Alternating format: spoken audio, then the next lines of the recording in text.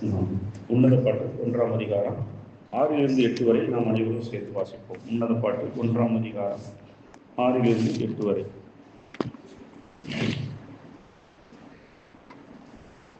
பழைய ஏற்பாட்டிலே 801வது பக்கம். நான் கருப்பாய் இருக்கிறேன் என்று பாராதே எங்கள் வெயில் என்மேல் பட்டது, என் தாயின் பிள்ளைகள் என்மேல் கோபமாய் இருந்து என்னை திராட்சை தோட்டங்களுக்கு காவல்காரியாக வைத்தார்கள். என் சொந்த திராட்சை தோட்டத்தையோ நான் காக்கவில்லை. என் ஆத்ம நேசரே, உமது மந்தையை எங்கே மேய்த்து அதை மத்தியானத்தில் எங்கே மடக்குகிறீர்? எனக்கு சொல்லும். உமது தோழரின் மந்தைகளில் அருகே அலைந்து திரிகிறவர்களைப் போல நான் இருக்க வேண்டியதென்ன? ஸ்ரீகளில் ரூபவதியே, அதை நீ அறியாயாகில் மந்தையின் காலடிகளை தொடர்ந்து போய் மேய்ப்பர்களுடைய குடாரங்களில் உன் ஆட்டுக்குட்டிகளை மேய்க்கிறது. இந்த உன்னத பாட்டை தியானிக்க பொதுவாக ஒரு வெளிப்படுத்தின விசேஷத்தை நாம் தியானிக்கின்ற பொழுது, தானியேலின் புஸ்தகத்தை தியானிக்கின்ற பொழுது, அந்த புஸ்தகங்களிலே அநேக மறைபொருள்கள் இருக்கின்றன.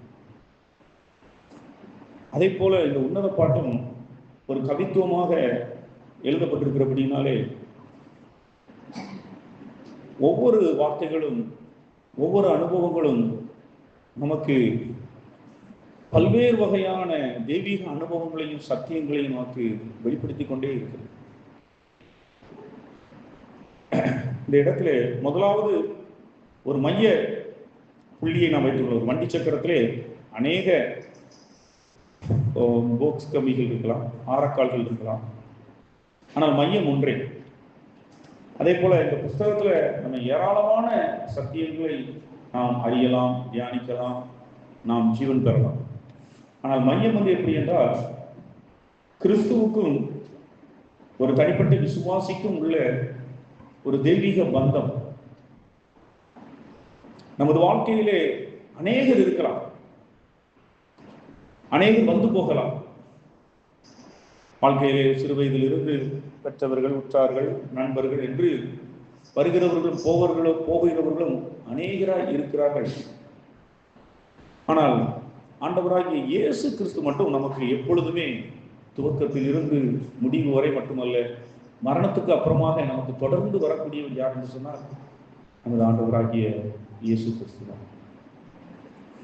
அதே போல நம்முடைய வாழ்க்கையில நிறைய விஷயங்கள் வருகின்ற பொழுதும் நமக்கும் அவருக்கும் இடையில் உள்ள அந்த உறவு, அந்த பந்தம், அந்த நெருக்கம் எவ்விதமாக நான் இயேசு கிறிஸ்துவை புரிந்து கொள்கிறேன், நான் எவ்விதமாக இயேசு கிறிஸ்துவுக்கு பிரியமாக நடந்து கொள்கிறேன், அதுக்கப்புறம் என்னுடைய வாழ்க்கையிலே நான் அவரோடு எவ்வளவு தூரமாக நெருங்குகிறேன், அவருடைய சுத்தம் என் வாழ்க்கையிலே எவ்வளவாக நிறைவேறுகிறது, இது மிக மிக முக்கியமான பகுதியாக இருக்கிறது. இதுதான் அந்த மையம். இந்த உன்னத பாட்டு ஒரு விசுவாசிக்கும் இயேசு கிறிஸ்துவுக்கும் இடையிலே வரக்கூடிய பரப்பல விதமான அனுபவம். இது முதலாவது ஆண்டவராகிய இயேசு கிறிஸ்துவை நம்ம ரட்சிக்கப்படுறதுக்கு முன்னாடி ஒரு பொதுவான அறிவிலே நாம் அவரை அறிந்திருக்கலாம். கிறிஸ்தவர்களை குறித்து நம்ம கிறிஸ்தவர்களாக இருந்திருக்கும் போது இயேசு கிறிஸ்துவை பற்றி அநேக விஷயங்கள் நாம் அறிந்திருப்போம். ஆனால் அவை எல்லாம் நம்முடைய மூளை அறிவாகத்தான் மட்டும்தான் இருந்திருக்கும். நம்முடைய இருதயத்திற்கும் அவருக்கும் எந்த சம்பந்தமும் இல்லாமல் நிஜமாக இயேசு கிறிஸ்துவோடும் நானும் ஒரு நடக்கிறதான அந்த வாழ்க்கை என்பது நமக்கு இல்லாமல் இருக்கும். ஒரு பொதுவான ஒரு மத வழிபாடாக நாம் இயேசு கிறிஸ்துவா இருந்திருப்போம். பிற மதத்தவர்களாக இருக்கிறவர்கள் கூட பெயரளவிலே ஒரு கிறிஸ்துவை அறிந்திருப்பார்கள். கிறிஸ்தவர்களே இல்லாத இடங்களில் தான் அவரை பற்றி சுத்தமாக அறிந்து கொள்ள முடியாது. இப்படிப்பட்ட சூழ்நிலையில் நம்முடைய ரட்சிப்பின் போதுதான் நம்ம உண்மையாகவே அவருக்கும் நமக்கும் இடையிலே உண்மையான புரிதலும் உண்மையாகவே நம்முடைய அறிதலும் நமக்குள் ஏற்படுகிறது. அன்றிலிருந்து கிறிஸ்துவுக்கும் நமக்குள்ளான ஒரு வாழ்க்கை தொடர்ந்து வளர்ந்து கொண்டே இருக்கு. அந்த வாழ்க்கையில ஏற்படுகிறதான அனுபவங்கள், ஆண்டவராகிய இயேசு கிறிஸ்து நம்முடைய வாழ்க்கையில் எப்படி செயலாற்றி நம்மை அவருக்கு ஏற்ற ஒரு மனவாட்டியாக உருவாக்குகிறார், ஒரு மணவாளனுக்கும் மணவாட்டிக்கும் ஏற்படுகிறதான பற்பல விதமான அனுபவங்களும் நடைமுறைகளும் இந்த புஸ்தகத்தை வாசிக்கின்ற பொழுது ஏற்படுகின்றது என்பதை இதை அறிந்து கொள்ள முடிகிறது என்பது மாத்திரமல்ல, நம்மை இயேசு கிறிஸ்துவிடம் ஒரு நெருக்கமான உறவிற்குள்ளாக கொண்டு வருகிறது என்பதை நாம் அறிக்க முடியும். இப்பொழுது நாம் முதலாவது ரட்சிக்கப்படுகிறோம், நாம் அறிந்து விடுகிறோம். இங்க நாம் பார்க்கிறோம், நான் கருப்பாய் இருக்கிறேன் என்று பாராதீங்க. இந்த கருப்பு எதனால்? அந்த கருப்பு, இந்த கருப்பு என்பது எதை குறிப்பது என்பதை நாம் போன வாரத்திலே நாம் தியானித்தோம். அது நம்முடைய வாழ்க்கையிலே இருக்கிற பரிசுத்த குறைவுகள், நீதி குறைவுகள், இயேசு கிறிஸ்துவினுடைய சாயலுக்குள்ளே உள்ள வரக்கூடிய குறைவுகள், இது மாத்திரமல்லாமல் நம்முடைய வாழ்க்கையில இருக்கக்கூடிய பற்பல விதமான உபத்திரவங்களினால ஏற்படக்கூடிய நெருக்கடிகளினால் ஏற்படக்கூடிய ஒரு அதாவது சிலருடைய வாழ்க்கையில பல துன்பங்கள் இருக்கும்போது ஒரு துன்பமே இல்லாமல் எல்லா வசதிகளோடு வாழக்கூடிய ஒரு மனிதருக்குடைய வாழ்க்கையை ஒப்பிடுகின்ற பொழுது அவருடைய வாழ்க்கை ஒரு பொழிவற்றதாக, அவர் அநேக துன்பங்களை, இப்ப நீங்கள் உதாரணமாக இருக்கிறோம், நம்ம சரீரத்துல எந்த காயமும் இல்லை என்று வைத்துக் கொள்ளுங்கள். நம்முடைய தோற்றத்திற்கும் ஒரு மனிதன் அநேக காயங்களை படுகிறான், சரீரத்துல பல இடங்களை காயப்படுறான். அந்த காயப்பட்டு காயப்பட்டு காயப்பட்டு என்னால அநேக தழும்புகள், அவன் உருவ தோற்றத்திலே ஒரு விதமான ஒரு பொலிவற்ற நிலைமை காணப்படுகிறது போல இங்கு அதுதான் ஒரு விசுவாசியினுடைய வாழ்க்கை. ஒரு உலகத்தாருடைய பார்வையிலே, ஒரு பொதுவான ஒரு பார்வையிலே, மற்றவர்களுடைய பார்வையிலே ஒரு பொலிவற்றதான வாழ்க்கையில ஒரு துன்பமும் உபத்திரவங்களும் நிறைந்ததாக இருக்கிற ஒரு நிலைக்கு பேர் தான் நான் கருப்பாய் இருக்கிறேன். வாழ்க்கையிலே குறைவு பலவீனங்கள் இருக்கின்றன. அதாவது நாம் மிகப்பெரிய பாவங்களை செய்யாதவர்களாக இருந்தாலும் நம்முடைய வாழ்க்கையை பார்க்கும் பொழுது ஒரு தெய்வீக மகிமை, தெய்வீக பரிசுத்தம் வெளிப்படுகிறதான ஒரு காரியம். இது ரட்சிக்கப்பட்ட பின்பு ஒரு விசுவாசியுடைய வாழ்க்கையில இவ்விதமான ஒரு நிலைமை ஏற்படும். இந்த நிலையை நாம் உணர்ந்து இதிலிருந்து நாம் வெளியே வர வேண்டும். இந்த கருப்பு எதனால் ஏற்படுகிறது என்று சொன்னால், நீங்க பார்க்கிறோம், வெயில் என் மேற்பட்டது. வெயில் என்பது துன்பங்களும் துயரங்களும் தோல்விகளுமான நம்முடைய வாழ்க்கையில் ஏற்படுகின்ற ஒரு காரியம். இது நம்முடைய வாழ்க்கையில ஒருவன் துன்பத்தோடும் பற்பல விதமான துயரங்களோடும் போராடி கொண்டிருக்கும் பொழுது, அப்படிப்பட்ட ஒரு மனிதனை வாழ்க்கையை பாருங்கள், அதை யோசித்து பாருங்கள். இன்னொரு மனிதனுக்கு வாழ்க்கையில எல்லாமே சுகமமா போய்கிட்டே இருக்கு, எந்த விதமான இடையூறும் இல்லை. அவனுக்கு அவன் நினைத்த காரியம் நடக்கிறது, எல்லாமே வாழ்க்கை அவனுக்கு சுகமமாக இருக்குது, எல்லாமே அவனுக்கு ஒரு வகையில நன்மையாகவே இருக்கிறது. ஆனால் ஒருவனுடைய வாழ்க்கையில அவன் எதற்கெடுத்தாலும் போராடுகிற வாழ்க்கை, எதற்கெடுத்தாலும் பிரச்சனை, எங்க பார்த்தாலும் பிரச்சனை, எங்க போனாலும் முட்டுதல், எங்க போனாலும் ஒரு வாழ்க்கையில ஒரு அடி ஏறதுக்கு முன்னாடி அவன் பல போராட்டங்களை அவன் சந்திக்கிறான் என்று வைத்துக் கொள்ளுங்கள். இதை நீங்க அப்படி பார்க்கும்போது, ஒரு பொதுவாக இன்னொருத்தர் பார்க்கும்போது, அவருடைய வாழ்க்கையில ஏன் இவ்வளவு கஷ்டம், வாழ்க்கையில ஒரு விதமான ஒரு நமக்கு தெரியும், அந்த மனிதனுடைய வாழ்க்கையில அவன் நெருக்கப்படுறது, அவன் பாரப்படுறது, அவன் நெருக்கப்பட்ட நிலைமையில கடந்து போகிறான். அப்போ இவைகளெல்லாம் வெயில். இது எதனால் ஏற்படும்? என் தாயின் பிள்ளைகள் என் மேல் கோபமாய் இருந்து. இவ்விதமான உபத்திரவங்களுக்கும் துன்பங்களுக்கும் துயரங்களுக்கும் காரணம் என்ன? வெயில் பட்டது. வெயிலுக்கு காரணம் என்ன? என் தாயின் பிள்ளைகள் என் மேல் கோபமாய் இருந்து என்னை திராட்சை தோட்டங்களுக்கு காவல்காரியாக வைத்தார்கள். ஒரு விசுவாசியான பின்பு என் தாயின் பிள்ளைகள் என்பது யாரை குறிப்பிடுகிறது என்றால், மாம்சீகத்தின் அடிப்படையான உறவுகள், மாம்சீகத்தின் அடிப்படையிலான நண்பர்கள், மாம்சீகத்தின் அடிப்படையிலான தொடர்புகள். இப்ப ஒரு விசுவாசியாக நாம் ரட்சிக்கப்பட்ட பின்பு நாம் என்ன செய்கிறோம்? நாம் உலகத்தை விட்டு எடுபட்டு போக முடியாது. உலகத்தை விட்டு எடுபட்டு போக முடியாது. அதாவது எல்லாரையும் விட்டுட்டு சுத்த பத்தமா உறவுகள், நண்பர்கள் அப்படி இப்படி இருந்துட்டு எல்லாத்தையும் தனிமையா நம்ம அப்படி சுத்தமா மாறிட முடியாது. ஆனால் இந்த நிலையில என்னன்னா, ஒரு விசுவாசி ஆண்டவரை ஏற்றுக்கொண்ட பின்பும் கூட அவன் இந்த மாம்சீகமான உறவுகளுக்கு அவன் ஒரு முக்கியத்துவம் கொடுக்கிறவனாக, அவைகளுக்காக நேரம் செலவழிக்கிறவனாக மாறுகின்ற பொழுது ஒரு பெரிய பிரச்சனை வருது. அதாவது அவன் ரட்சிக்கப்பட்டிருக்கிறான், ஆவிக்குரியவனாக இருக்கின்றான். இந்த நிலையை நாம் கொஞ்சம் தெய்வீக வெளிச்சத்திலே பார்க்க வேண்டும் என்று சொன்னால், ஒருவன் என்னை பின்பற்றி வர விரும்பினால் தன் தகப்பனையாவது தாயாவது மனைவியாவது பிள்ளை சகோதரியாவது நேசிக்கிறவன் என்னிலும் அதிகமாக நேசிக்கிறவன் எனக்கு பாத்திரங்களே என்று சொல்கிறான். அதுக்காக எல்லாத்தையும் விட்டு விட்டு வர்றதில்ல. இப்ப நம்ம இயேசு கிறிஸ்துவை ஏற்றுக்கொண்ட பின்பு நமக்குள்ள ஒரு போராட்டம் வருது. நாம் ஆண்டவரை திருப்திப்படுத்த, ஆண்டவருக்கு பிரியமாக வாழ நினைக்கின்ற பொழுது, தேவனுடைய வசனத்தின்படி நம்ம வாழ விரும்புகின்ற பொழுது, அநேக நேரங்களிலே இந்த விதமான மாம்சீகமான உறவுகள், மாம்சீகமான நண்பர்கள், இவர்களை திருப்திப்படுத்த முடியாத மாதிரி இருக்கும். நம்ம ஆண்டுடைய வசனத்துக்கு முக்கியத்துவம் கொடுத்து அவரை பிரியப்படுத்தி வாழணும்னு நினைக்கும் போது, இவங்களுக்கு பிரியப்படுத்த முடியாம இருக்கும்போது எல்லாரும் அப்படி வாழ்ந்துட முடியாது.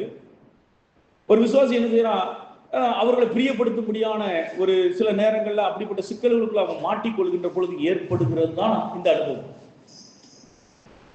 அந்த மாம்சீகமான உறவுகளும், அந்த நண்பர்களும் அல்லது எவ்விதமான தொடர்புகளும் நம்ம அவர்களை பிரியப்படுத்தும்படியாக அவர்களுக்கு ஒரு முக்கியத்துவம் கொடுத்து நாம் நிற்கும் போது அவர்கள் நம்மை பயன்படுத்திக் கொள்கிறார். அவருடைய சொந்த காரியங்களுக்கு நம்மை பயன்படுத்திக் கொள்கிறார். இதை மெதுவாகத்தான் ஒரு விசுவாசி உணர ஆரம்பிக்கணும். அவனே நினைக்கிறான், நாம் அவர்களுக்கு ஏதோ ஒரு வகையில் அவர்களை திருப்திப்படுத்த வேண்டும், அவர்களுக்கு பிரியமா இருக்க வேண்டும்.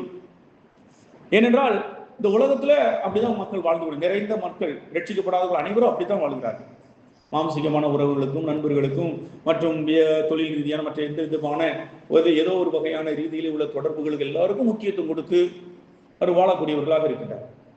அப்போ ஒரு விசுவாசி ஆண்டவர் ரட்சிக்கப்பட்ட பின்பு ஆண்டவராக இயேசு கிறிஸ்து தொடர்பான காரியங்களை மட்டும் பயிர் பண்ணா அவங்க தப்பி பிழைப்பாங்க. ஆனா இது எல்லாரும் கிடையாது. இது வெறும் சொற்பமான பேர் மட்டும்தான் உடனடியாக அந்த அனுபவத்தில் வந்து விடுகிறார். அதாவது எல்லாவற்றையும் முற்றிலுமாக எல்லாவற்றையும் விட்டு விட்டு இயேசு கிறிஸ்துவை அப்படி பின்பற்றி அப்படி முழுமையாக போகிறது என்பது வெகு சொற்பமானதான். ரட்சிக்கப்பட்டவர்களுக்குள்ளே நான் சொல்றேன், ரட்சிக்கப்பட்ட வெகு சொற்பமான பேர்கள் தான் அந்த பாதையில கடந்து போகிறார். மற்ற அநேகர் என்ன செய்கிறார்கள், இதெல்லாம் இது வந்து தெய்வீக திட்டம் என்றுதான் சொல்லுது. நம்ம எல்லாரும் இந்த மாம்சீகமான உறவுகள், மாம்சீகமான நண்பர்களுடைய உண்மை ரூபத்தை நாம் உணர வேண்டும். அதாவது மாம்சத்திலே நன்மை வாசமாய் இருக்கிறதுலே என்பதை நம்முடைய அனுபவத்திலே உணர்ந்து கொள்ளும்படியாக அதற்காக என்ன செய்கிறார், அமைதியாக அந்த அனுபவத்திலே கர்த்தர் நம்மை அனுமதிக்கின்றார்.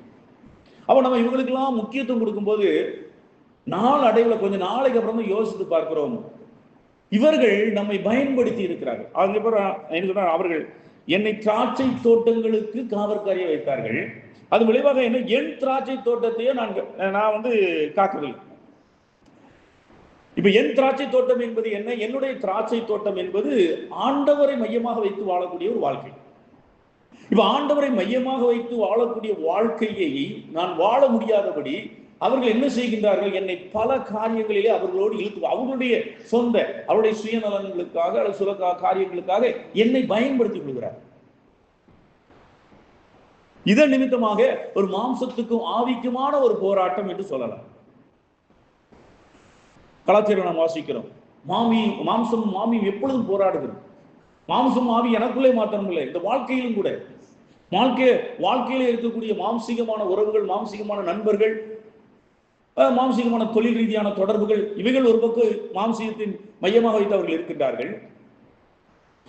இங்கே என் தாயின் பிள்ளைகள் என்று நாம் பார்க்கிறோம். நாம் தகப்பனின் பிள்ளைகள், பரமபிதாவின் பிள்ளைகள், தேவனுடைய பிள்ளைகள். அவன் தாயின் பிள்ளைகள் என்பது மாம்சம், ஆதாமில் இருந்து வந்த ஆதாமில் உள்ள தொடர்பு, அந்த உலகத்தினுடைய தொடர்பு என்று நாம் வைத்துக் கொள்ளலாம். அப்போ உலகத்தில் உள்ள தொடர்புகள், மாம்சத்தின் அடிப்படையில் ஆதாமில் உள்ள இந்த தொடர்புகள் எல்லாம் நம்ம வந்து என்ன செய்கின்றன, நம்ம முதல்ல என்ன நினைக்கிறோம், அவங்கள நம்ம பிரியப்படுத்தி அவங்களோட ஒரு சுகமமான உறவில நம்ம பல நோக்கங்கள் இருக்கலாம். அவங்கள முதல்ல ஆண்டவர்களை கொண்டு வரலாம்னு நம்ம நினைச்சிருக்கலாம். இரண்டாவது, நாம் இவங்களை விட்டு இவங்களெல்லாம் நம்ம ரொம்ப ரொம்ப இது பண்ண முடியாது, நம்ம அவங்களுக்கு தேவையான காரியங்கள் நம்ம செய்து கொண்டு இருந்தால்தான் அவர்கள் நமக்கு தேவை, அவர்களுடைய வாழ்வுக்கு தேவை என்று நாம் தவறாக நினைத்துக் கொண்டோம். அவர்கள் நமக்கு தேவை, அவர்கள் இல்லைன்னா நம்முடைய வாழ்க்கையில நமக்கு எந்த விதமான சப்போர்ட்டும் இருக்காது, அல்லது இவர்களுக்கெல்லாம் நம்ம வந்து இப்படிலாம் இருந்தா தான் நமக்குன்னு 4 பேர் வருவாங்க என்ற சிந்தனையோடு நாம் வந்து என்ன செஞ்சுக்கிட்டு இருப்போம், இதையெல்லாம் செய்து கொண்டிருப்போம்.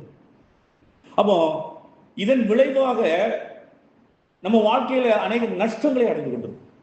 அதுதான் அந்த வெயில். அவர்கள் சுயநலங்களுக்கு நம்மளை பயன்படுத்துவார்கள். நம்முடைய வாழ்க்கையிலே பற்பல விதமான ரீதியிலும் நாம் அநேக நஷ்டங்களை அடைந்து கொண்டிருப்போம். அநேக விதமான இந்த விதமான உறவுகள், நண்பர்கள், தொழில் ரீதியான மக்கள் எல்லாரும் நிமித்தமாக நமக்கு பிரச்சனைகளையும் போராட்டங்களையும் தோல்விகளையும் நஷ்டங்களையும் தான் நாம் பெற்று அனுபவித்திருப்போம். இதை நாளடைவில் தான் உணர ஆரம்பிப்போம். இந்த இடத்துல அப்படிப்பட்ட உணர்வு வந்த போதுதான் அந்த மணவாட்டி மணவளோடு பேசுகிறார். நான் இவர்கள் என் தாயின் பிள்ளைகளாகி இவர்களுக்கு நான் முக்கியத்துவம் கொடுத்தேன். இவர்கள் என்னை அவர்களுடைய தோட்டங்களுக்கு என்னை காவக்காக என்னை பயன்படுத்தி கொண்டார்கள். இதன் விளைவாக என்னுடைய சொந்த தோட்டத்தை பார்க்க முடியவில்லை. என் சொந்த தோட்டத்தை நான் காக்கவில்லை. அதாவது ஆண்டவரை மையமாக வைத்து வாழக்கூடிய வாழ்க்கையிலே நான் வளர முடியாமல் போய்விட்டது. இப்பதான் அந்த வெளிச்சம் அந்த மணவாட்டிக்கு கிடைக்குது. மணவாட்டி கிடைச்ச உடனே அடுத்த கேள்வி கேட்கிறேன். ஆத்துமனேஸ்வரே, உமது மந்தையை எங்கே மேய்த்து அதை மத்தியானத்தில் எங்கே மடக்குகிறீர்?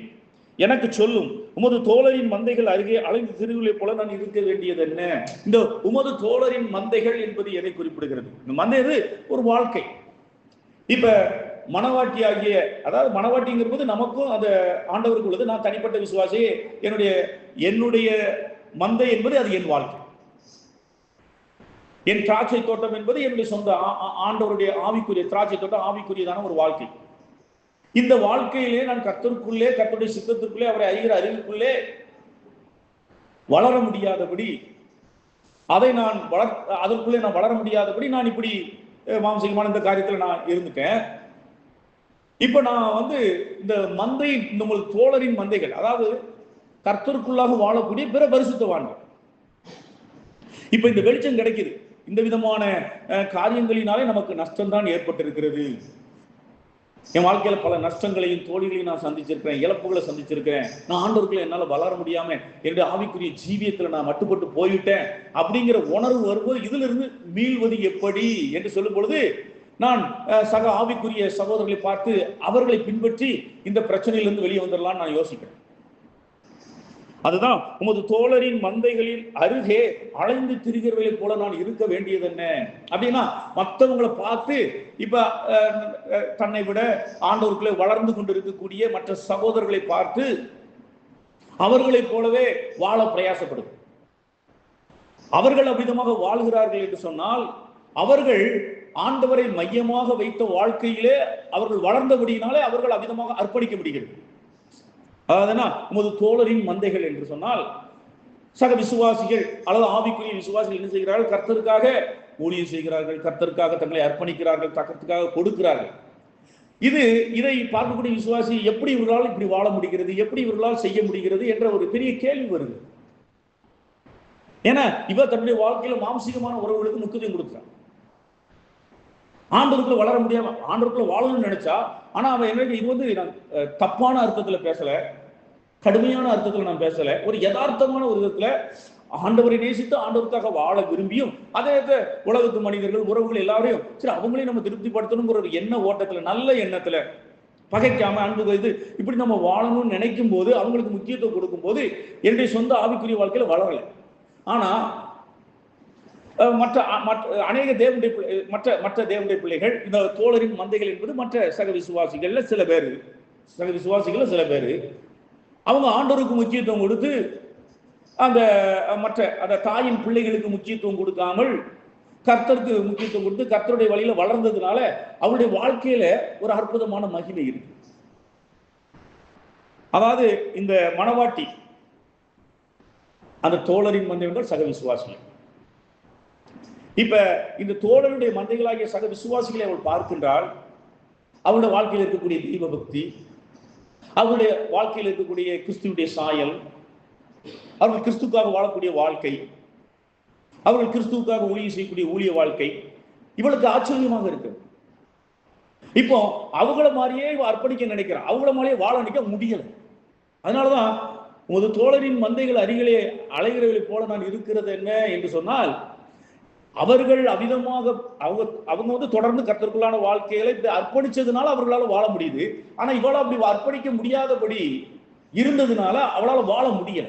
இப்ப நான் என்ன செய்யட்டும் அப்படின்னு சொல்லி ஆண்டவர்கிட்ட கேட்கிறேன். அவங்கள போல, அதாவது அவங்கள போலவே தானும் நடக்க விரும்புகிறாள், ஆனால் அவளால முடியல. அவர்களை கூட ஒரு ஆவிக்குரிய விசுவாசிகள் நல்லா ஜபிக்க விரும்புகிறாள், ஜபிக்க முடியல. ஆராதிக்க விரும்புகிறாள், முடியல. ஊழியம் செய்ய விரும்புகிறாள், முடியல. கொடுக்க விரும்புகிறாள், முடியல. அவங்க அவங்க அநேக காரியங்கள ரொம்ப பொறுமையா இருக்கிறாங்க, கிறிஸ்துவனுடைய அன்பை காண்பிக்கிறாங்க, கிறிஸ்துவனுடைய பொறுமையை காண்பிக்கிறாங்க. ஆனா நம்மளால அப்படி வாழ முடியல. இவ பொறுமையா இருக்கணும்னு நினைக்கிறா, பொறுமையா இருக்க முடியல. சாந்தமா இருக்கணும்னு நினைக்கிறா, சாந்தமா இருக்க முடியல. உலகத்தில் உள்ள எல்லா காரியங்களையும் விட்டு விட்டு வாழ நினைக்கிறா, முடியல. உலகம் இழுக்குது, மற்ற காரியங்கள் இருக்கு. இதற்கு என்ன காரணம்? நான் என்ன அவர்களை போல வாழ முடியும், என்னால் வாழ முடியும், நான் அவங்க போல அலைஞ்சு திருந்திக்கிட்டு இருக்கிறேனே, உங்களோட நெருங்க முடியலையே அப்படின்னு சொல்லும்போது அடுத்து அவர் சொல்றார், ஸ்திரீகளில் ரூபவரியே, அதை நீ அறியார்கள், மந்தையின் காலடிகளை தொடர்ந்து போய் மேய்ப்பர்களுடைய கூடாரங்கள் அண்டையிலே உன் ஆட்டுக்குட்டிகளை மேய விடு. மந்தையின் காலடிகள்னா மந்தையை பார்த்துட்டு நீ மந்தையை பார்த்துட்டு நீ காப்பீடிக்க நினைக்காத, அவங்க நடந்த அடிச்சுவடுகள். அந்த அடிச்சுவடுகள் என்ன பேதுரு நாம் பார்க்கிறோம். அவருடைய அடிச்சுவடுகளை நமக்கு விட்டு போயிருக்கின்றார். இந்த விசுவாசிகள் எல்லாரும் இப்படி வாழ்வதற்கு காரணம் என்ன? கர்த்தராகிய இயேசு கிறிஸ்துவினுடைய அடிச்சுவடுகளிலே அவர்கள் நடந்தபடியினால். அப்போ நீ அதே அனுபவத்திற்குள் வா. இப்படி மானசீகமான உறவுகளுக்கு முக்கியத்துவம் கொடாதே.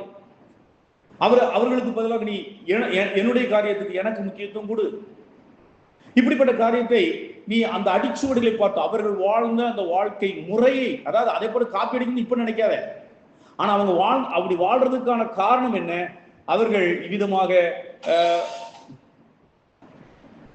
மாம்சத்தை சிலுவையில் மாம்சத்தையும் ஆசை இச்சைகளையும் சிலுவையில் அறைந்தார்கள், உலகத்தை சிலுவையில் அறைந்தார்கள். எனக்கு முக்கியத்துவம் கொடுத்தார். அதை போல இனி உன் வாழ்க்கையில எல்லாத்தையும் செய், எனக்கு முக்கியத்துவம் கொடு. மாம்சத்தின் ஆசை இச்சைகளை சிலுவையில் அறை. அந்த அடிச்சுவடுகளை பின்பற்றி போகும்போது மேய்ப்பர் அண்டைகள். இந்த மேய்ப்பர்கள் அண்டைகள் என்பது யார் என்று சொன்னால், இப்ப நம்ம ஆவிக்குரிய சக விசுவாசிகள்லேயே இன்னும் இவங்க ஒரு அதாவது ஒரு ஆவிக்குரிய விசுவாசியாக நம்ம பல படிகள் இருக்கு, பல கட்டங்கள் இருக்கு. இந்த தோழரின் மந்தைகள் என்பவர்கள் தன்னளவிலே அவர்கள் ஆவிக்குரியவர்களாக தங்கள் வாழ்க்கையில அவர்கள் வாழ்வதற்கு ஏதுவான ஒரு தெய்வீக அனுபவத்தில், கிறிஸ்துவோடு உள்ள அனுபவத்தில் அவர்கள் வாழக்கூடியவர்கள். ஆனால் மேய்ப்பர்கள் என்பவர்கள் என்றால் அவர்களுடைய அந்த வாழ்க்கையில இன்னும் அதிகப்படியான படிகளுக்கு சென்றது நிமித்தமாக பிற விசுவாசிகளுக்கு உதவக்கூடிய அளவிலே, இதுதான் ஜீவனுடைய வெளிப்பாடு. நான் கிறிஸ்துவின் ஜீவனிலே கிறிஸ்துவை போல மாறுவது தோழரின் மந்தைகள். ஒரு ஆவிக்குரியவனாக இருப்பது.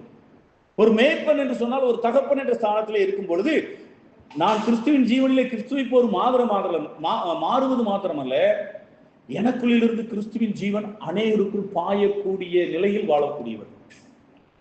இவர்களோடு தொடர்பில் இருந்தாலே இப்படிப்பட்ட நபர்களோடு இவர்கள் தான் மேய்ப்பர்கள். இந்த மேய்ப்பர்களுடைய இதைத்தான் கர்த்தராகிய இயேசு கிறிஸ்து அப்போஸ்தலனாகிய பவுல் சொல்கிறார், நான் கிறிஸ்துவை பின்பற்றுவது போல நீங்கள் என்னை பின்பற்றுங்கள். இன்னும் அப்போஸ்தலனாகிய பவுல் சொல்றார், மரணமானது என்னிலும் ஜீவனானது உங்களிலும் கிரியை செய்கிறது. அப்போ இப்படிப்பட்டதான மேய்ப்பர்களுக்கு இவர்களோடு தொடர்பு இருக்கும்போது நம்முடைய ஆசைகள் மாறுகின்றன, நம்முடைய விருப்பங்கள் மாறுகின்றன, நமக்குள்ள ஒரு ஆவிக்குரிய பலன் கிடைக்கும். அவங்கள்ட்ட இருந்து அந்த ஜீவன் நமக்கு வர்றதுனால இப்ப நீ என்னை பின்பற்றி வாழக்கூடிய, எனக்காக வாழக்கூடிய அந்த வாழ்க்கையை வாழக்கூடிய அந்த ஜீவனை தரக்கூடிய நிலைமையிலே தங்களிலிருந்து பிறருக்கு கொடுக்கக்கூடிய நிலைமைக்கு வந்த மேய்ப்பர்கள். மேய்ப்பனானவன் தன் ஆடுகளுக்காக ஜீவனை கொடுக்கின்றான். ஜீவனை கொடுத்தாலும் சாவதல்ல. இந்த மேய்ப்பர்கள் என்பது ஒரு மனிதன் முதலாவது இருந்து என் பாத்திரம் நிரம்பி வழிகிறது. ஒரு பாத்திரமாகிய என் ஆத்மாவிலே கிறிஸ்துவனுடைய ஜீவனானது எனக்குள்ள நிறைஞ்சி என்ன கிறிஸ்துவ போல மாற்றிக்கிட்டே வருது. ஒரு கட்டத்தில் நான் ஒரு பூர்ண புருஷனாக, ஒரு ஜெயங்கொண்ட ஒரு மனிதனாக மாறுகின்ற பொழுது அதுக்கப்புறம் என்னிலிருந்து அது வழிந்து ஓடுகிறது. அந்த வழிந்து ஓடி பிறரை திருப்திப்படுத்துகிறது. இந்த விதமான நிலைமையில தான் சௌர பக்சிங்கோ பில்லி கிரகாமோ இவர்களுடைய தொடர்பே என்ன செய்யும், நமக்குள்ள ஒரு பெரிய ஆவிக்குரிய மாற்றத்தை உண்டு பண்ணும், பெரிய மாற்றத்தை உண்டு பண்ணும்.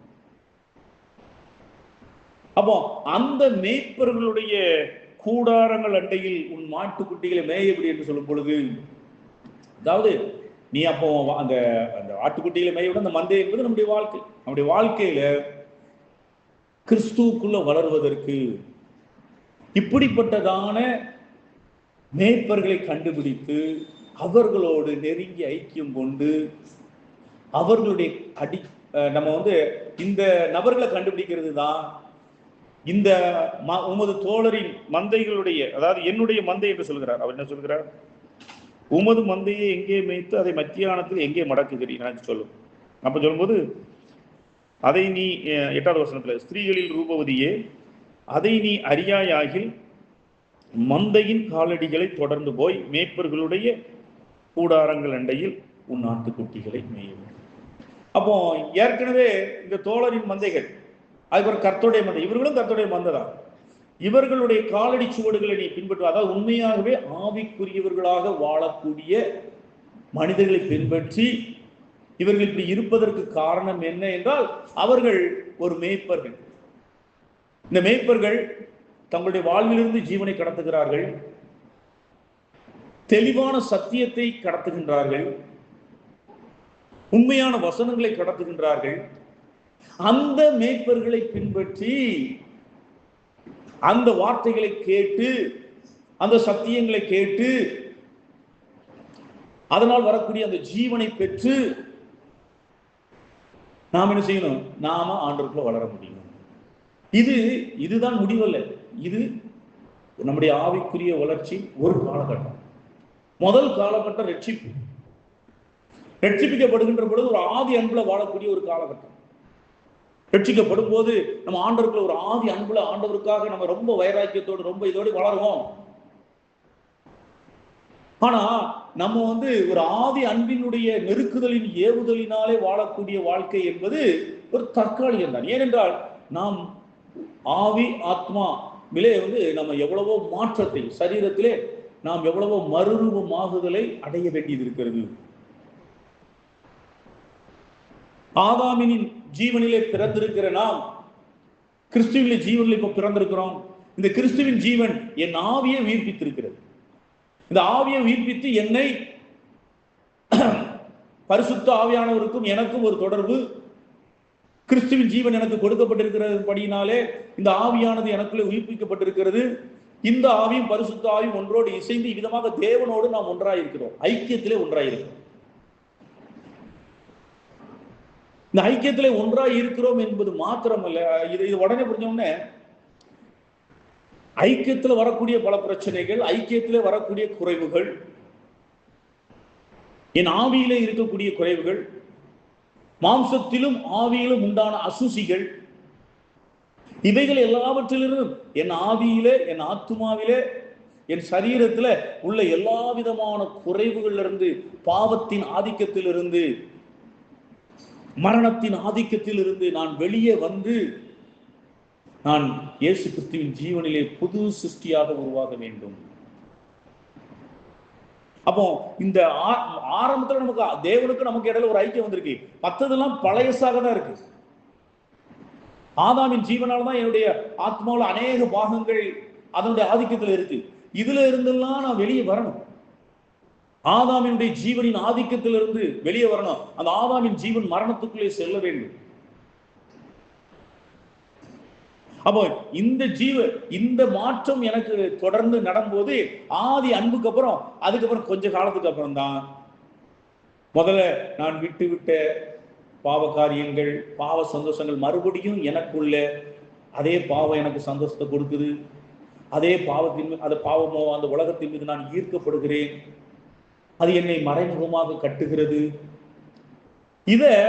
அதுக்கப்புறம் நம்ம உணராம ஏன் நாம இவைகள்ல கட்டப்பட்டிருக்கோம், இதெல்லாம் முதல்ல வேண்டான்னு நம்ம விட்டு இருந்தோம், இப்ப எல்லாம் மறுபடியும் வந்திருக்குது அப்படின்னு சொல்லி உணர ஆரம்பிக்கும் போதுதான் இந்த ஆதாமினுடைய ஜீவனால் நாம் ஆளுகை செய்யப்பட்டு கொண்டிருக்கிறோம் உணரடையும் போது இதிலிருந்து உண்மையான விடுதலையை பெற்று எப்படி வெளியே வருவது, அதுதான் நம்ம பேசிட்டு இது இந்த காலகட்டம். இன்னும் தொடர்ந்து கர்த்தருக்காக ஓடக்கூடிய வாழ்க்கை. இந்த உன்னத பாட்டு முழுவதும் துவக்கத்திலிருந்து கடைசி வரைக்கும் நம்ம பல்வேறு அனுபவங்களோடு கர்த்தராகிய இயேசு கிறிஸ்துவோடு உள்ள அனுபவங்களோடு கடந்து சென்று கொண்டிருக்கிறோம். இந்த அனுபவம் என்பது ஆவிக்கும் மாம்சத்துக்கும் உள்ள ஒரு போராட்டத்தின் விளைவாக அதிலிருந்து மாம்சத்திலிருந்து விடுபட்டு ஆவியிலே நிறைந்து வாழக்கூடிய ஒரு வாழ்க்கைக்குள்ளே வரக்கூடிய, அதுல இருந்து நமக்கு இன்னும் சொல்ல போனால் அந்த மாம்சீகத்தின் உறவுகளில் இருந்து, இது குறிப்பாக எதை குறித்து, என் தாயின் பிள்ளைகள் என்பது அதுல இருந்துன்னா மாம்சீகத்தின் படியான அனைத்து உறவுகளில் இருந்தும், உறவுனா சொந்த உறவுகள் நான் பத்தி பேசல, உறவுகள், நண்பர்கள், தொழில் ரீதியான தொடர்புகள், இப்படி பலவாறு எல்லாவற்றையும் அதுக்கு உள்ளடக்கலாம். அந்த எல்லாவற்றிலும் பிடியிலிருந்து விடுதலை அடையக்கூடிய பாகத்தை மட்டும், அப்படி நாம் விடுதலை அடைவதற்கு முதல்ல என்ன செய்யுது, நாம நம்ம தோழரின் மந்தைகள் என்று சொல்லக்கூடிய ஒரு சிலரை பார்த்து நாம் அவர்களை போல, அதாவது ஒரு வெள்ளையடிக்கப்பட்ட கல்லறை சுவரை போல நான் உள்ளாக மாற்றம் அடையாதபடி வெளியாக ஒரு மாற்றத்தை கொண்டு வர விருப்பப்பட்டு நான் பிரயாசப்படுகின்ற ஒரு நிலை, அதுல வரக்கூடிய தோல்வி, அந்த அனுபவத்தை பற்றி தான் நான் கருப்பாக இருக்கிறேன். நான் ரட்சிக்கப்பட்டிருந்தும் என் வாழ்க்கையில ஒரு தெய்வீக மகிமை பிரகாசிக்கல. நான் ரட்சிக்கப்பட்டிருந்தும் தேவனுடைய திவ்ய சாயல், கர்த்தராகிய இயேசு கிறிஸ்துவினுடைய திவ்ய சாயல் என்னிடத்துல இருந்து வெளிப்படல. என்னுடைய குண லட்சணங்கள் ஒன்றும் மாறாம இருக்குது. இதெல்லாம் உணர்ந்து என்னை திருத்திக் கொள்வதற்கான ஒரு போராட்டத்தின் நிலை. இந்த போராட்டத்தின் நிலையிலே ஒரு தவறான ஒரு முயற்சி, ஆனால் தவறான முன்முயற்சி. அதுதான் மற்றவர்களை பார்த்து அவர்களைப் போலவே வாழும்படி காப்பி அடிக்க நினைப்பது.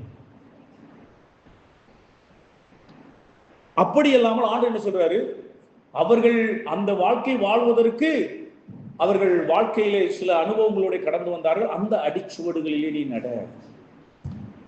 அந்த நடப்பே என்று சொன்னால் அது என்னுடைய மந்தை, என்னுடைய உண்மையான மந்தை. உண்மையான ஆவிக்குரிய வாழ்க்கையிலே உண்மையான வளர்ச்சி. அந்த வளர்ச்சியை அடைவதற்கு ஒரு மேய்ப்பர்கள் தேவை. ஒரு மேய்ப்பர்கள் தேவை. அந்த ஜீவனை கடத்தக்கூடிய மேய்ப்பர்கள் தேவை. அந்த ஜீவன் வழிந்தோடுகிற நிலையில் வாழக்கூடிய பரிசுத்தவான்களோட ஐக்கியம். இந்த பரிசுத்தவான்கள்ட்ட நீங்க பேசிங்கன்னா அவங்க எப்பவும் சிலுவையில் அறையப்படுறதையும், மரணத்தை தரித்துக் கொள்றதையும், பொறுத்து கொள்றதையும், மன்னிக்கிறதையும், விட்டு விடுவதையும் பற்றி பேசிக்கொண்டே இருப்பார்கள். அவர்களும் அப்படி வாழ்ந்து கொண்டே இருப்பார்கள். பிறர்களை மன்னிப்பதும், அதுக்கப்புறம் அவர்கள் வாழ்க்கை கிறிஸ்துவை மையமாக வைத்து எல்லாவற்றையும் விட்டு விடுகிறதையும் நீங்க அவர்கள் வாழ்க்கலாம். அப்படிப்பட்ட மேய்ப்பர்களுடைய தொடர்போடு அந்த ஐக்கியத்திலிருந்து நீ ஒரு ஜீவனை பெறக்கூடிய அந்த தைரியம், அப்ப நம்ம இப்படி வாழணுங்கிற உங்களுக்கு ஆவிக்குள்ளாக வரக்கூடிய அந்த தைரியம், அந்த ஒரு மாற்றம் அப்படின்னு ஆண்டவராக இயேசு கிறிஸ்து அந்த மனவாட்டியாகிய அந்த விசுவாசிக்கு சொல்றார், நீ அந்த மேய்ப்பர் அண்டையிலே நீ அருகே செல். தோழரின் நந்தைகள் வந்து அவளை பார்க்கலாம், ஆனா அவங்கள்ட்ட இருந்து உனக்கு ஜீவன் வராது. ஆனா மேய்ப்பர்கள்ட்ட இருந்து உனக்கு ஜீவன் வரும். மேய்ப்பனானவன் தன் ஆடுகளுக்காக ஜீவனை கொடுக்கின்றான். அப்ப அந்த ஜீவன் தரும் மேய்ப்பர்களோடு ஒரு நெருங்கி ஐக்கியம். நீங்க அவங்க பாத்தீங்கன்னா அவங்க வெறும் உலக பிரகாரமான ஆசீர்வாதங்களை பத்தி பேச மாட்டாங்க. பேசலாம், நன்மை செய்யலாம், உலகத்துல நல்லா ஆலோசனை கொடுக்கலாம். ஆனா அவங்களுடைய வாழ்க்கையிலிருந்து நம்ம பெருசா பார்த்துட்டோம்னா அவர்கள் கர்த்தராகிய இயேசு கிறிஸ்துவுக்காக வாழக்கூடிய வாழ்க்கையை பற்றியும், அவருடைய திவ்ய சாயலை வெளிப்படுத்துவதை பற்றியும், அப்படிப்பட்டதான காரியங்கள் பெரும்பாலும் உலகத்திற்கு பைத்தியகாரத்தனமாக தோன்றக்கூடியவைகளாக. இப்படிப்பட்ட நிலைமையை வாழணும்னு நினைக்கும் போதுதான் அங்க என்ன செய்யறாங்க, இந்த வாழ்க்கை வந்து எப்போ வரும்னா நம்ம ரட்சிக்கப்பட்ட போதே அதை குறித்து அப்படிப்பட்டதான ஒரு வாழ்க்கையிலே நம்ம நடக்கும்படிக்கு ஆவியான ஒரு கிரியை செய்வார். அந்த வாழ்க்கையை பார்க்கும்போதுதான் இந்த தாயின் பிள்ளைகள், மாம்சத்தில் உள்ள மற்ற எல்லாரும் என்ன செய்வாங்க, நம்ம மேல கோபமாகறாங்க. ஏன்னா அது வரைக்கும் உலகத்தோட ஒத்த வேஷம் தரிச்சு வாழ்ந்துகிட்டு இருக்கிற நாம இப்ப வேறு வகையான ஒரு வாழ்க்கைக்கு வர்றோம். வேறு வகையான ஒரு வாழ்க்கைக்கு வரோம். அந்த வேறு வகையான வாழ்க்கைக்கு வரும் பொழுது அந்த மாம்சத்தில் உள்ளவங்களுக்கு கோபம் வரும். ஏன்னா அவங்க வாழ்க்கை முறை வேறு, நம்ம வாழ்க்கை முறை வேறாக மாறிக்கொண்டிருக்கு. அந்த கோபத்துக்கு பயந்து நம்ம என்ன செய்யறோம், ஐயோ நம்ம இவர்கள் கோபப்படுகிறார்கள் நம்ம அப்படின்னு அப்படி ஒரு அவர்களை சமாதானப்படுத்தும் விதமாக நாம் செயல்படக்கூடிய காரியங்கள் தான் நம்மை சிக்கலுக்குள் உண்டாக்குகிறது. நம்ம ஆவிக்குரிய ஜீவியத்துல வளர முடியாதபடிக்கு நம்ம வளராம போறதுனால நம்ம மனுஷர்களை பிரியப்படுத்துறவர்களாக, மனுஷர்களை திருப்திப்படுத்தக்கூடியவர்களாக நாம் மாறிவிடக்கூடியவர்களாக மாறிவிடுகிறோம். அது நம்முடைய வாழ்க்கையிலே தெய்வீக மகிமையை கொண்டு வராது, கிறிஸ்துவின் மகிமையை கொண்டு வராது. அது மிகப்பெரிய ஒரு போராட்டமான, ஒரு உள்ளார்ந்த ஒரு போராட்டமான, மாம்சத்துக்கும் ஆவிக்குமான ஒரு போராட்டமான வாழ்க்கை. இந்த இடத்துல நம்ம மாம்சத்தை சிலுவைக்கு கொண்டு போகணும். இது நாம கொண்டு போக வேண்டிய அவசியம். அதாவது எப்படின்னா, இந்த மாம்சத்தை சிலுவையில கொண்டு போகும்படியான அனுபவத்துல போகும்போது நாம தான் மாம்சத்தை சிலுவைக்கு ஒப்பு கொடுக்கணும். நமது மாம்சத்தை சிலுவையில ஒப்பு கொடுப்பதற்கான ஒரு தெய்வீக வல்லமையும் பலனும் எங்கிருந்து வருகிறது என்றால், இந்த மாம்சத்தை ஆண்டவராகிய இயேசு கிறிஸ்து அவருக்குள்ளாக, என் மாம்சத்தை கிறிஸ்து என்னை அவர் சரீரத்தில் சுமந்தபடியினாலே, அவர் சிலுவையில மரித்த போது என் மாம்சமும் சிலுவையில் அறையப்பட்டிருக்கிறது என்ற தெய்வீக வெளிச்சத்துல எனக்கு கிடைக்கக்கூடிய பலத்தினால நான் என்ன செய்றேன், என் மாம்சத்தை நான் மரணத்துக்குள் கொண்டு வருகிறேன். என் மாம்சத்தின்படி வாழாமல், என் மாம்சத்தின் விருப்பத்தை நிறைவேற்றாமல், அதற்கு நான் என் கைகளாலே அந்த மாம்சத்தை சிலுவையிலே ஆணி அறைகின்றேன். இவ்விதமான ஒரு தெய்வீக பாதை தான் நம்முடைய வாழ்க்கை. நான் கிறிஸ்துவோடு நெருங்குவதற்கு இதை தவிர்த்து வேறு வழி கிடையாது. நீங்கள் கிறிஸ்துவோடு நோவாவை போல சஞ்சரிக்கணும், ஏனோக்கை போல சஞ்சரிக்கணும், ஆபிரகாமை போல சஞ்சரிக்கணும், பவுலை போல நீங்க சஞ்சரிக்கணும், பேதுருவை போல நீங்க சஞ்சரிக்கணும் நினைத்தால் நீங்கள் இந்த பாதையிலே செல்லாமல் அதை அடைய முடியாது. நமது மாம்சத்தை சிலுவையிலே அடையாமல் நான் கிறிஸ்துவோடு நெருங்க முடியாது. ஆகவே அருமையான இந்த மணவாளனாகிய இயேசு கிறிஸ்து மணவாட்டியா நம்மள்கிட்ட விரும்புற, மாம்சத்தை சிலுவையில் அறை, என்னோடு நெருங்கி வா, நான் உனக்கு ஜீவனை அளவில்லாமல் தருகிறேன் என்று சொல்கிறார்கள். என்ற அருமையான வேலையிலும் கூட அப்படியாக கிறிஸ்துவோடு ஒரு நெருங்கிய ஜீவி, கிறிஸ்துவோடு ஒரு நெருங்கிய ஜீவி, அவர் நமக்காக அடைந்த பாவம், அவர் நமக்காக அடைந்த மரணம், இவை எல்லாவற்றையும் நாம் நினைவு கொண்டவர்களாக இந்த தெய்வீக அன்பிலே மூழ்கவும், அந்த தெய்வீக அன்பினால் நாம் நிரப்பப்படவும், நம் ஆன்மா அவருக்கு முன்பாக ஒரு தெய்வீக சாயலை, அவருடைய சாயலை அடைந்து அவரோடு ஒன்றாக தக்கதாக தேவ ஆவியானவர் இந்த உன்னதமான தெய்வீக அனுபவங்களுக்கூடாக நம்மை நடத்துவாராக. அவருடைய பலன் நம்மை காண்பவராக.